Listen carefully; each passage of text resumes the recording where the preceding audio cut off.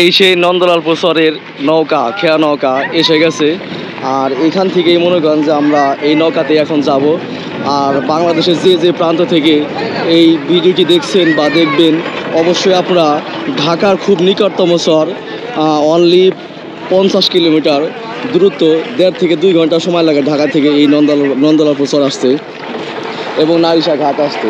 এইখান থেকে আপনারা যে কোনোভাবে এই খুব সীমিতভাবে অল্প সময়ের মধ্যে ওই নদী পার হয়ে ওই নন্দলালপুর যেতে পারবেন। দেখেন নন্দলালপুর চর কিন্তু এখানে দেখা যাচ্ছে ছোট্ট নদী।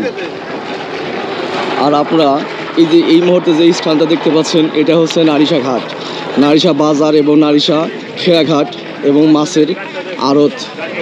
এখান থেকেই নন্দলালপুর চরের নৌকা যখন তখন পাওয়া যায়।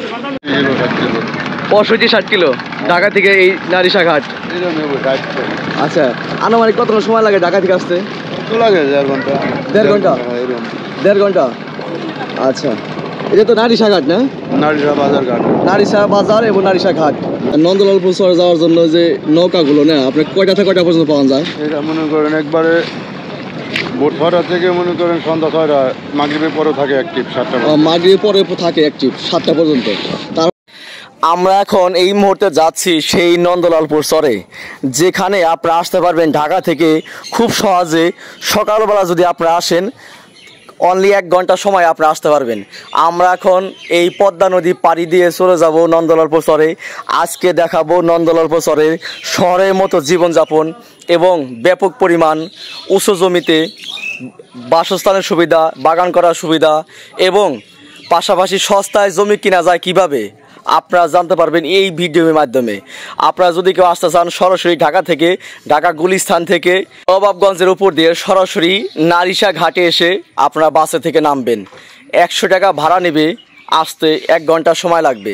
তারপরে এই পদ্মা নদী পাড়ি দিয়ে চলে আসবেন নন্দলালপুর চরে। আমরা কিন্তু ইতিমধ্যে নন্দলালপুর চরের সামনাসামনি এসে পৌঁছে গেছি এবং এই মুহূর্তে আমরা নামছি সেই নন্দলালপুর চরে। এখন আমরা যাব পুরো নন্দলালপুর চরটি আপনাদের ঘুরে ঘুরে দেখাবো। এবং পানি কিন্তু উঠে না, এই চরটি কিন্তু অনেকটা উঁচু পরিমাণ চর, এখান থেকে খুবই সস্তায়। আপনারা যদি চান 40 টাকা কেজি এই নন্দলালপুর চর থেকে দুধ কিনে ঢাকা শহরে ব্যবসা করতে পারেন। এখানে শত শত লক্ষ লক্ষ মন দুধ পাওয়া যায়। এই যে দেখতে পাচ্ছেন ঢাকার সকালবেলা ব্যাপারী এসেছে এই নন্দলালপুর চরে, সরাসরি এখান থেকে দুধ কিনে নিয়ে যাচ্ছে। এখান থেকে অনলি 40 টাকা কেজিতে আপনারা সারা বছর দুধ কিনতে পারবেন। আর এখান থেকে ঢাকা সীমিত দ্রুত কম হওয়ার কারণে এখান থেকেই আমরা ব্যবসা বাণিজ্য করতে পারবেন খুব সহজভাবে। এখানে জমি দাম সস্তা হওয়ার কারণে একসাথে 50 বিঘা 100 বিঘা পর্যন্ত জমি পাওয়া যায়, যার জন্য এখানে শত শত বিঘা জমির উপরে বাগান করা হচ্ছে। পুরো ভিডিওটি মনোযোগ সহকারে দেখুন, ভালো লাগলে অবশ্যই শেয়ার দেবেন এবং আপনাদের মন্তব্যগুলো অবশ্যই কমেন্ট বক্সে জানিয়ে যাবেন। আমার নাম সাগর দাদা। সাগর দাদা, আপনার বাসা কি স্থানীয় এলাকায়? হ্যাঁ, এলাকায়। আগে যে বিটাটা আমাদের ছিল 1 বছর। 1 বছর? ওখানে জমি কি নিজস্ব কেনা না ভাড়া নিছেন? না, আমাদের কোনো নিজস্ব জমি নাই, এই চরে বর্গা থাকি। যেখানে নিছেন ওটা বর্গা কিভাবে দিতে হয়? খাজনা বছর প্রতি ধরেন খাজনা বছর প্রতি 1500 2000 এরকম টাকা বিঘা প্রতি বছরে। হ্যাঁ, বিঘা হলো 1500 2000। হ্যাঁ, এরকম। অনেক মানুষ আছে, গরিব মানুষ, রাস্তাঘাটে শুয়ে থাকে, বাড়িঘর নাই, জমি জমা কিচ্ছু নাই, থাকে না এরকম ঢাকা শহরে রাস্তাঘাটে পড়ে থাকে ফ্যামিলি সহ। তারা তো চাইলে এই এলাকায় 1500 টাকা 2000 টাকা দিয়ে 1 বিঘা নিতে হবো না, হাফ বিঘা নিলে তো 1000 টাকার মধ্যে পাওয়া যাবে। এই যদি মাঠার জমি, যে মাঠে যে সমস্ত জমি জমা গুলো থাকে সেগুলো যদি খাজনা নিতে চান তাহলে বিঘা প্রতি 1500। খাজনা মানে ভাড়া যদি নিতে চাই বছর প্রতি। ধরেন যে আমার এই সিজনে আমি যে বর্ষার আগে খাজনা নিলাম, জি, আবার এই বর্ষার আগে এই সিজনে ছেড়ে দেব জমি। আচ্ছা আচ্ছা, এই 1 বছরের ভিতরে আপনি যা ফসল ফলাইতে পারেন। কাকা আসসালামু আলাইকুম। ওয়ালাইকুম সালাম। কেমন আছেন কাকা? আলহামদুলিল্লাহ ভালো। কই থেকে আসলেন? বাজার থেকে। বাজারে? কোন বাজারে গেছিলেন? নারিশা। নারিশা বাজারে সকালে গেছিলেন? হ্যাঁ। কি আনলেন, কি নিছিলেন? দুধ নিছিলাম। ও, আপনার গরু কয়টা? গরু 10-11 টাকা। 10-11টা না? এই চরে ঘাস কেমন? গরু লালন পালনের জন্য শান্তি কেমন? গরু লালন পালনের শান্তি আছে, ঘাসগুলা খাওয়ান দেবো কিন্তু কাইটা খাওয়াইতে হয়।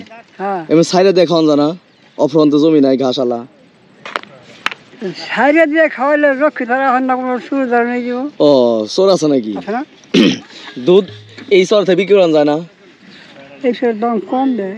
এই চর থেকে নিলে কত করে দেয়? এই সব নিজে কত দেবে 40-45। 40-45। আর আপনি ওপারে নিয়েছিলেন, ওপারে কত করে গেল? 70। কয় কেজি দুধ ছিল আজকে? 14 কেজি। 14 কেজি। কয়টা গাবি দুধ? গাবি গাই কয়টা? 4টা। গাবি গরু 4টা থেকে 14 কেজি হয়েছে। আলহামদুলিল্লাহ। তাও মোটামুটি মনে করেন 30 টাকা কেজি ডিফারেন্স। বড় ভাই আসসালামু আলাইকুম। বড় ভাই, আইসক্রিম কি সবসময় এই চরে বিক্রি করেন না অন্য কোথাও? আমি আজ 4 বছর ধরে এই চরে আইসক্রিম বিক্রি করি। শুধু এই চরেই? জি, এই চরেই। আচ্ছা, শহরে বিক্রি না করে শুধু আপনি চরে কেন করেন? এখানে সুবিধা কি কি সুবিধা পান? এখানে সুবিধাটা হচ্ছে আপনার এই চরে মনে করেন যে কোনো আইসক্রিমের দোকান নাই বা কারেন্ট নেই। দ্বিতীয়ত মালাইটা ভালো চলে। আপনার ওপারে তো সাবেকে তো মনে করেন যে কারেন্ট আছে, সব দোকানে ফ্রিজ আছে, সব দোকানে ফ্রিজ আছে, আইসক্রিম চাইলে পাওয়া যায়। হ্যাঁ আচ্ছা, বুঝতে পারছি। আর ওই পারে তো আমার মতো অনেকেই আছে ভাই। আর এবারে শুধু একাই। আপনি একাই? পুরো চর একাই রাজত্ব করতেছেন? আমি একাই মনে করেন এক হাতে বিক্রি। আচ্ছা, এইগুলা কিনে নিয়ে আসেন কোথা থেকে? এগুলো আমরা নিজেরাই বাসা থেকে ভরি। ও, আজকে কতগুলো আইসক্রিম আনছেন? আজকে আনছি 280 পিস। তাতে কি আশা করেন 280 পিস বিক্রি হওয়া সম্ভব? ইনশাআল্লাহ 4টা বাজতে শেষ হয়ে যাবে। তাই না? গতকাল কয়টা বিক্রি করছিলেন? গতকাল বেচছিলাম আপনার 250 পিস মতো। 250 পিস ভালো মতো বিক্রি হয়েছিল? জি, ভালো মতো। আপনার 4টা 4.5টার ভিতরে বাসায়। কত করে পিস বিক্রি করেন? এগুলো 10 টাকা থেকে শুরু করে 50 টাকা পর্যন্ত আছে। এখানে 50 টাকা পর্যন্ত আইসক্রিম আছে? জি। বুঝতেছি ভাই, আপনার কাছে অসংখ্য ধন্যবাদ। আপনার সাথে কথা বলে খুব ভালো লাগলো। দেশে বাড়ি কোথায়? কুষ্টিয়াতে ভাইয়া। কুষ্টিয়া? কোন কি? আর থাকেন কি ওপার? হ্যাঁ, আমি নারিশা বাজারেই থাকি। আর প্রতিদিন আইসক্রিম নিয়ে পারে আসেন? প্রতিদিন এই পারে আসি। সকালে আইসক্রিমটা ভরে মালাইটা ফ্যাক্টরি থেকে বরফ নিয়ে জমায়ে তারপরে পারে আসে। আচ্ছা ঠিক আছে ভাই, আপনার অসংখ্য ধন্যবাদ। ঠিক আছে, গেলে পারে দেখা। দেশ বিদেশে প্রাণপ্রিয় বন্ধুরা, এই যে দেখেন, আপনারা বাস্তবে দেখেন, এখানে এই যে সরজমিটা দেখতে পাচ্ছেন, পুরো জুড়ে পুরো এই চরের বুকে সস্তা জমিতে অনলি 1.5 থেকে 2,000 টাকা 2,500 টাকা বিঘায় জমি নিয়ে এই রকম বাগান শুরু করে দিয়েছে মানুষ। বিশেষ করে বাংলাদেশে বর্তমানে সস্তা জমি পাওয়া যাচ্ছে কমপক্ষে 10 থেকে 20 বিঘা, 30 বিঘা, 50 বিঘা পর্যন্ত। আর এইরকম শত শত বিঘার উপরে মানুষ পেয়ারা বাগান করতেছে। একটু সামনের দিকে আসো আর একটু দেখাই। এই যে দেখেন, এই যে পেয়ারাগুলো, আপনি পেঁপেগুলো দেখতে পাচ্ছেন। একটা পেঁপে কমপক্ষে 2 থেকে 3 কেজি পর্যন্ত এবং 3.5 কেজি পর্যন্ত এই পেঁপেগুলা দেখতে পাচ্ছেন কিভাবে ধরে আছে। এই যে বাঁশ দিয়ে রেখেছে, এত সুন্দর করে পরিমাণ পেঁপে ধরে আছে। এর কারণ হচ্ছে বর্ষাকালে কিন্তু এই চরাঞ্চলে ওই রকম পানি ওঠে না।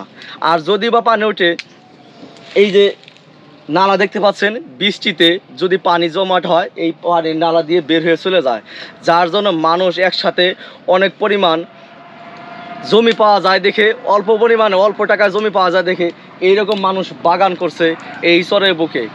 আপনারাও চাইলে পারবেন। সারা বিশ্ব থেকে যে যেখান থেকে ভিডিও দেখছেন অবশ্যই শেয়ার দিয়ে কমেন্ট করে আপনারা পাশে থাকবেন, এই আশাবাদ ব্যক্ত করে আজকে ভিডিওটি এখানে রেখে দিচ্ছি।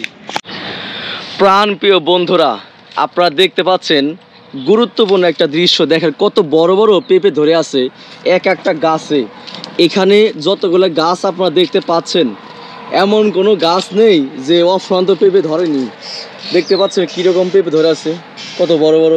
এই পেঁপেগুলো কিন্তু এই নিচ থেকে ধরেছিল, আস্তে আস্তে এমন একটা পর্যায়ে এসেছে এখন এই গাছে কমপক্ষে আপনারা দেখতে পাচ্ছেন 30 থেকে 35 কেজি পেঁপে আছে এই গাছে।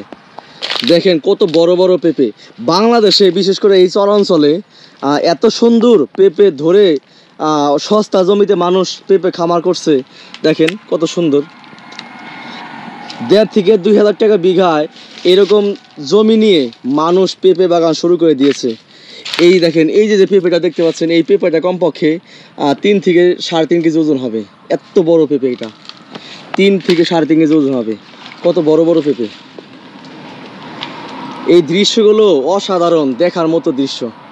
মানুষ কল্পনা করতে পারবে না এই চরাঞ্চলে এতটা সুবিধা, এতটা সার্থক এই সস্তা জমিতে বাগান করে, খামার করে, অথবা যে কোনো ধরনের সবজি বাগান, ফলের বাগান এবং কি গরু খামার, হাঁসের খামার, মুরগি খামার, এতটা সুবিধা। বাংলাদেশে মানুষ গ্রামগঞ্জে জমি পায় না, ঘাস রোপণ করার জমি পায় না, বাগান করার জমি পায় না। আর চরাঞ্চলে দেখেন এই যেখানে পানি উঠে না, এই যে নিচে একটু কেল করে দিয়েছে, যার জন্য এইখান দিয়ে পানিগুলো সোজা বের হয়ে যায় যদি বৃষ্টি পানি অতিরিক্ত আসে। দেখেন কত সুন্দর সুন্দর পেঁপে ধরে আছে। মানুষ কল্পনা করতে পারবে না বর্তমানে চরাঞ্চলে মানুষ এই শহরে মানুষ এখন শহরের দিকে ছুটছে শুধু এরকম সস্তা জমিতে অফুরন্ত বাগান করার জন্য। একটা বিষয় আপনারা ভাবেন যে বিশেষ করে চরাঞ্চলে কিন্তু একসাথে 10 বিঘা 20 বিঘা 30 বিঘা পর্যন্ত পেঁপে পাওয়া যায়, পেঁপে বাগানের জন্য জমি পাওয়া যায় এবং খামারের জন্য জমি পাওয়া যায়। ইস, দেখতে কত সুন্দর লাগে, দেখার মতো একটা দৃশ্য। দেখেন এই একটা পেঁপে, এই একটা পেঁপে, এই দুইটা পেঁপে ওজন হবে কমপক্ষে না যদি হয় 7 থেকে 8 কেজি। এই দুইটা পেঁপে কত সুন্দর একটা দৃশ্য, এইভাবেই ধরে আছে দেখেন সম্পূর্ণ বাগানে।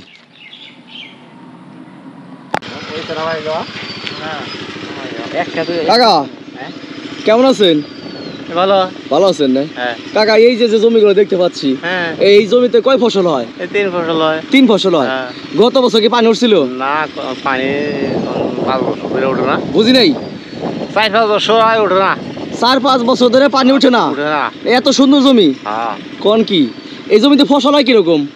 ফসল ভালো হয়। ভালো ফসল হয়। হ্যাঁ। এই চরে কোন কোন ফসল খুব সবচেয়ে বেশি ভালো হয়? ধান বলে কম, হ্যাঁ, কিন্তু সবজি বেশি হয়। সবজি বেশি না? যে কোনো সবজি বেশি? যেমন কয়টা সবজি নাম বলো না এখানকার বিখ্যাত? ওই কপির মধ্যে ফুলকপি, ওলকপি, তারপরে বাঁধাকপি, এগুলো মানে কপি জাতীয়। অন্য ওই দেশি লাউ, কুমড়া, সিম সবই হয়। দেশি লাউ, কুমড়া, সিম, বেগুন। বেগুন হয়? বেগুন হয়। ভুট্টা হয়? হয়। তামাক হয়? তারপরে তার মানে তো সবজি বিখ্যাত আপনার এলাকা, কি কন? আমাদের এলাকার মাটি ভালো। মাটি ভালো না? সবকিছু হয়, যেটা যে কোনটা বললে হয়। কাকা এখন যাচ্ছেন কোথায়? যাচ্ছি পানি দেবো ধান খেতে। পানি দিবেন? হ্যাঁ। যাক, ঠিক আছে কাকা, যান, ভালো থাকেন। আসসালামু আলাইকুম। ওয়ালাইকুম আসসালাম। এই নন্দলালপুর চরে গরু, ছাগল, ভেড়া এবং মহিষ লালন পালন করে সর্বোচ্চ শান্তি। এবং আপনারা দেখেন হাঁস মুরগি কিভাবে আটকিয়ে রাখা হয়, কারণ এখানে শিয়ালের উৎপাত অনেকটাই বেশি, কারণ দুর্গম চর যেখানে মানুষের বসবাস কম, যার জন্য শিয়ালের উৎপাত একটু বেশি পরিমাণে, এর জন্য আটকিয়ে রাখা হচ্ছে। দেখেন এই নন্দলালপুর চরে রাস্তাঘাট কতটা উন্নত এবং আশেপাশে পরিবেশ কতটাই সুন্দর, প্রায় প্রাকৃতিক সিনারিতে ভরপুর। আপনারা দেখতে পাচ্ছেন, লক্ষ্য করুন যেখানে ফেরিয়ালা একজন লোক আসতেছে অনেক দূর থেকে, তারা এই চরে এসে এইভাবেই রাস্তাঘাটে হেঁটে হেঁটে এইভাবে মানুষের বাড়িতে বাড়িতে গিয়ে এভাবে ব্যবসা করে থাকে। এখানে 3টি রাস্তা আছে, 3 মাথার মোড়ে যেখানে আমি দাঁড়িয়ে আছি। দেখেন এই লোকটি কোন দিকে যাবে সে কিন্তু ভেবে পাচ্ছে না। আপনারা গুরুত্বের সাথে ফলো করুন পুরো ভিডিওটি এবং ভালো লাগলে অবশ্যই শেয়ার করে দিবেন। আপনাদের কোনো মন্তব্য থাকলে অবশ্যই কমেন্ট বক্সে জানিয়ে রাখবেন। বন্ধুরা দেখতে পাচ্ছেন, দেখেন এইদিকেও রাস্তা, এদিকেও রাস্তা এবং এদিকেও রাস্তা। সে কিন্তু এই রাস্তা দিয়ে এসেছে, কিন্তু বাস্তবে মাঝখানে এসে দাঁড়িয়ে গেছে। সে খুব ভাবতেছে কোন দিকে যাবে, এদিকে যাবে না এদিকে যাবে। কিন্তু এটাই দেখেন এই যে গাওয়াল করার সিস্টেম, এবং রাস্তায় ঘুরে ঘুরে কত কষ্ট করে এইভাবে দূর থেকে এসে তারপর গ্রামে গ্রামে ঘুরে চরে ঘুরে এইভাবে কাজ করে থাকে। ভাইজান কেমন আছেন? ভালো ভাই। ভালো আছেন না? আসলে বাস্তবে আপনি কোন দিকে যাবেন ভাবতে পারতেছেন না? হ্যাঁ, ঠিক আছে, কথা সত্য না? সত্য। আচ্ছা, বেরিয়েছেন কখন? বেরিয়েছি সকাল 7টার দিকে। তাই না? ঠিক আছে ভাই, ভালো থাকেন। আসসালামু আলাইকুম। এই নন্দলালপুর চরে বসবাস এতটাই উপযোগী, কেননা এখানে মানুষের বসবাস খুবই কম, কিন্তু আশেপাশে যারা বসবাস করে খুবই নিরবচ্ছিন্ন, ঝামেলা মুক্ত।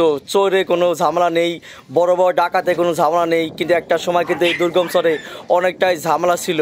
এখানে কিন্তু বিশেষ করে গরু, ছাগল, ভেড়া এবং মহিষের জন্য অনেকটা উপযোগী, কারণ এই যে আপনারা যে ঘাসগুলো দেখতে পাচ্ছেন এইভাবে অফুরন্ত ঘাস পড়ে থাকে এবং সচরাচর সবসময় দেখা যায় এই নন্দলালপুর চরে এরকম ঘাস।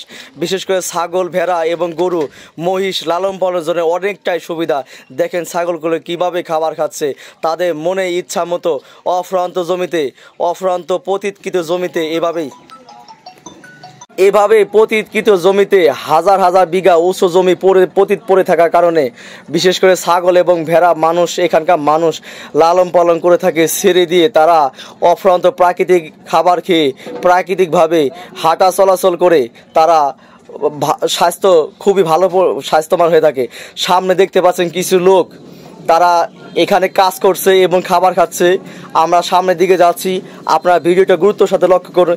একসাথে 10 থেকে 15 জন লোক কিভাবে তারা খাবার খাচ্ছে এবং তাদের সাথে কথা বলবো, তারা এখানে কি করতেছে, কোথায় থেকে আসছে এবং তাদের মূল উদ্দেশ্য কি, কোন কাজের জন্য আসছে। অবশ্যই গুরুত্ব দিয়ে ভিডিওটি পুরোটুকু লক্ষ্য করুন। ডাউল আলু ভর্তা বাটা বাটা কি মানে মরিচ ভর্তা আচ্ছা আচ্ছা। আর বাই কি আনছেন দেখি একটু। আমাদের রাজখানা আর কি, আলু ভর্তা ডাল, ওই যে পোকা দিতেছে, আলু ভর্তা ডাল। ও একবার চৌধুরী পরিবারে খাবার, আহা হা একবারে। বিষয়টা হচ্ছে কি ভাই, পেঁয়াজ আর মরিচটা দেখি সবার কাছে আছে ভাই, সবার কাছেই। সবাই আপনার খাবার সাথে পেঁয়াজ মরিচ সাথে আনেন? হ্যাঁ আচ্ছা আচ্ছা আচ্ছা, বুঝতে পারছি। তাই আচ্ছা, যদি তরকারি ফুরিয়ে যায়, দেখালো সকালবেলা খাইতে খাইতে ফুরিয়ে গেছে, দুপুরবেলা গন্ধ হয়ে গেছে, তখন কি ডাইরেক্ট এই পেঁয়াজ আর মরিচটা? হ্যাঁ, এছাড়া উপায় নাই। আচ্ছা, একজন তরকারি শেষ হয়ে গেলে আরেকজন হাতে শেয়ার করেন না যে আমার কাছে একটু নেই? হ্যাঁ তাই না না, এইটা কিন্তু খুবই ভালো লাগলো আপনাদের এই বিষয়টা। আপনাদের কোনো হিংসা যে নাই, আপনাদের মনের মধ্যে কোনো অহংকার নাই, আপনাদের মনের মধ্যে শুধু আছে ভালোবাসা। আর একটু আপনারা ভালো লাগতো আপনারা যদি খাইতেন আমাদের সাথে। না ভাই, খান খান খান, আমরা খাইতে গেলে এবার আপনাদের ভাতও শর্ট পড়বো। তাই না, 10 জনে খাওয়ালে ধরুন 1 বছর লস হয় আর 1 বছর লাভ হয়, মানে সব বছর তো লাভ হয় না। কত বিঘা জমি বুনছেন? এখানে আছে ধরুন 40 বিঘা। আপনি নিজস্ব? না, এটা আমার নিজস্ব নয়, বললাম এটা তো আমরা ই করতেছি, মানে কন্টাকে কাজ করতেছি, কন্টাকে রোজ পাবো, রোজ কাজ করেন না। গরু পালেন না? হ্যাঁ, গরু পালি। কত কিলো আছে একজনের বাড়ি 5টা 6টা 7টা 10টা আছে সবাই। গরুর দুধ হয় না? গরু দুধ হয়, গরু দুধ হয়। এই জায়গা লল মল খায়া তুমি বেচাটা দুধ হয় না, দুধ হয় না, না মানে ওই 1 কেজি 1.5 কেজি। এখানে এই চরের মাঝে জমি বিক্রি হয় না? গিরবি বা সনকালীন চলে না? হ্যাঁ, গিরবি সনকালীন চলে। সনকালীন কত করে আছে বিঘা? সনকালীন ধরে যে বই বুঝা, একটা বই আছে 5,000 যাচ্ছে, একটা বই 2,000 যাচ্ছে, একটা বই 1500 যাচ্ছে। 1500 টাকা 2000 টাকা বই যাচ্ছে। হ্যাঁ, মানে 1 বিঘা কত শতাংশে? 1 বিঘা হলো 33%। 33 শতাংশে। আর এইভাবে কি আপনারা প্রতিদিন একত্রিত ভাবে খাবার খান? কাজ করি, খাবার খাই। এটা কি সকালের খাবার খাইতেছেন? হ্যাঁ, এটা সকালের খাবার খাচ্ছি। দুপুরের খাবার কি নিয়েছেন? হ্যাঁ, দুপুরের খাবার নিয়ে গেছি। এই যে উস্তা বাজে আর ভাত নিয়েছেন, কষ্ট হয় না? কষ্ট হলে তো আর কিছু করার নাই, আমার তো চলা লাগবে। আর সবার কাছে দেখা যাইতেছে পেঁয়াজ আর কাঁচামরিচ আর লবণ আছে। যদি এই গরমের উত্তাপে যদি ভাত নষ্ট হয়ে যায়, এই পানি দিয়ে পেঁয়াজ দিয়ে মাখিয়ে খান আর কি। হ্যাঁ হ্যাঁ হ্যাঁ, ওইটা হলো ভবিষ্যৎ। বা তরকারি নষ্ট হয়ে গেলো ফালিয়ে দিয়ে পেঁয়াজ মরিচ দিয়ে খাইলেন আর কি। এর জন্য ঠেকে কাজের জন্য পেঁয়াজ মরিচ নিয়ে আসেন। এর জন্য হলো পেঁয়াজ মরিচ। কাকা আসসালামু আলাইকুম। ভালো আছেন কাকা? আলহামদুলিল্লাহ। কাকা আপনার নাম? মোহাম্মদ আবুল শেখ। আবুল শেখ না? আপনার বাসা কোনটা? বাসা এই পাশে। এই পাশেই না, এই গ্রামে আর কি? এই গ্রামে। এখানে না দেখতেছি অনেক জমি উঁচা, বিশেষ করে যে এই পাশে উঁচা জমি অনেক, এবং এই যে বাগানের পরে অনেক উঁচা জমি আছে। বহুত, হ্যাঁ বহুত। এখনো খালি আছে না? এখনো 600 বিঘা জমি আছে। আছে না? আছে। আচ্ছা, দূরে মানুষ ধরেন আমি যদি 250 বিঘা যদি জমি নিতে চাই, যে দাম আছে তার থেকে কিছু বাড়াই দিলাম, কথা একসাথে তো জমি পাওয়া যায় না সহজে। না, একসাথে জমি একজন দিবে আর একজন দিব না, একটু বেশি পেলে তখন দিতে চাইবো অবশ্যই। এই বাগানের পরে দেখলাম আমি কমপক্ষে না হলে 81 বিঘা জমি হবে যে খালি পড়ে রয়েছে। এই জমি কি নেওয়া যাইবো বাগানের জন্য? নিলে নেওয়া যাবো। নেওয়া যাবো না? বাগান করা যাইবো? নেওয়া যাবে। জমিটা উঁচা কিরকম? এইটা পানি ওঠে, ওইটা পানি ওঠে না। ওইটা নিয়ে আনুমানিক কয় বছর ধরে পানি ওঠে না? ওইটা 3 বছর পানি ওঠে নাই। 3 বছর ধরে পানি ওঠে না? তার মানে অনেক উঁচা জমি। এইখানে কি ভাঙার সম্ভাবনা আছে নদীতে? না, বর্তমানে ভাঙার কোনো ই নাই। ওইদিকে আগে যাও, ওই নিয়ে যাও। বর্তমানে ভাঙার কোনো ই নাই। ভাঙা না? কত বছর ধরে ভাঙা না এই জমিগুলা? কত বছর ধরে? এটা আনুমানিক এই চরটা ভাঙা না কত বছর ধরে? এটা তো 25-26 বছর। 25-27 বছর ধরে ভাঙার সম্ভাবনা নাই, ভাঙেও নাই কখনো এর মধ্যে। তার মানে যদি কেউ দূর থেকে আসে এখানে বাগান করতে চায়, হ্যাঁ, যদি বাগান করতেও পারে, তাহলে ওই ভাঙা ওই রিস্কটা থাকবে না। না না, জমি মোটামুটি উঁচা জমি খালি আছে। জমি তো বহুত জমি উঁচা অনাবাদি খালি আছে, খালি আছে। অনাবাদি। হ্যাঁ, অনাবাদি। ওই যে পাবলিক টাকার লোভ দেখাইলে টাকা যদি দেওয়া যায় ঠিক আছে, তাতে মালিকগুলো যে খুঁজে পাওয়া যায় যে আপনাদের মাধ্যমে যারা আপনার স্থানীয় আছেন তারাই তো আপনারা মালিক ছিলেন। অবশ্যই। তাতে কেমন জমি পাওয়া যেতে পারে খালি বাগান করার জন্য? 50 বিঘার তো উপরে খালি আছেই। উঁচা জমি তাও? উঁচা জমি। বুঝতে পারছি। ঠিক আছে কাকা, আপনাকে অসংখ্য ধন্যবাদ। নাম গেছিলাম ওই দিকে ঘুরে আইছি, ভিডিও করে আইছি, কিন্তু লোক খুঁজে পাইনি দেখে আপনার সাথে কথা বললাম। কাশিয়া মাইশা বন টুনর হইছে সব অনাবাদি উনিয়া। তাই না? আচ্ছা, যদি ওই যে বন কাইসা যে পরিষ্কার করে, ওই জঙ্গলগুলো যে পরিষ্কার করে, তাহলে ফ্রি দিব না 1 বছর? না ওইরকম নাই, মানে ফ্রি পাওয়ার আশা নাই আর কি, যে দাম বাইরে গেছে ফ্রি পাওয়ার আশা। তাহলে অনাবাদি কেন? অনাবাদি সাফ করতেছে, মানে কিছু করে পরিষ্কার করতেছে, কিছু করে আবাদ করতেছে। তাহলে এত বছর ওইগুলা আবাদ কেন করা নাই? বন অনেক বন ছিল, অনেক বন ছিল, হ্যাঁ এখন তো কমে গেছে। তাতে এই এলাকায় এমনি রিস্ক আছে কোনো? না বর্তমানে কোনো রিস্ক নেই। বর্তমান রিস্ক নাই না? বড় ধরনের যদি কেউ কোনো খামার করে, বড় বড় যে কোম্পানি, বড় বড় লোক যদি এখানে আসে, তা কোনো রিস্ক নাই? কোনো সমস্যা নাই। হ্যাঁ, মানুষ কেমন এলাকার? এই দেশের মানুষ অনেক ভালো। অনেক ভালো না? ঢাকাতে কোনো সম্ভাবনা দেখেন না? এরকম কোনো ওইরকম কোনো মস্তান নাই যে এই দেশে এরকম। দূর থেকে যদি কেউ আসে সে নিরাপত্তার সাথে বাগান করতে পারবো? হ্যাঁ করতে পারবো। আচ্ছা কাকা, আপনাকে অসংখ্য ধন্যবাদ, কাজের মধ্যে ডিস্টার্ব করলাম। আর এই যে এরা তো বাগান করছে, এই যে এরা বাগান করছে আমাদের বাড়ি থেকে 4 কিলো 3 কিলো অনেক দূর থেকে আইসা। বুঝতে পারছি। যাক, আল্লাহ ভরসা। তাহলে দূরে মানুষ যদি ফাঁকে থেকে আসে, অন্যান্য জেলা অন্যান্য বিভাগ থেকে যদি আসে, ঢাকা শহর থেকে যদি আসে, বাগান করা সম্ভব? হ্যাঁ করতে পারবো। আচ্ছা ঠিক আছে কাকা, আপনাকে অসংখ্য ধন্যবাদ।